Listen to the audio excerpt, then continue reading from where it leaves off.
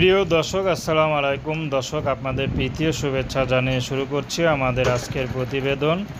তো দর্শক, আজকে আমরা এক অসহায় মেয়ের গল্প তুলে ধরব, যার নাম হচ্ছে সালমা। সালমার বিয়ে হয়েছিল। সালমা আগে গার্মেন্টসে চাকরি করত।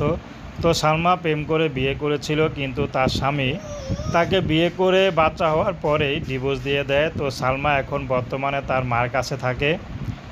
তো তার মা আগে লাইটের বাল্বের দোকানে কাজ করতো, তো বর্তমানে কিছু করে না। তো সালমা এখন টেলার্সের দোকানে কাজ করে, কারণ বাচ্চা রেখে তার মার কাছে সারাদিন গার্মেন্টসে কাজ করা সম্ভব না। সেজন্য এখন টেলার্সে কাজ করে এবং মাঝে মধ্যে ফাঁকে এসে তার বাচ্চাকে রেখে যায়, দুধ খাওয়ায় দেয়। এইভাবেই জীবনটা চলতেছে।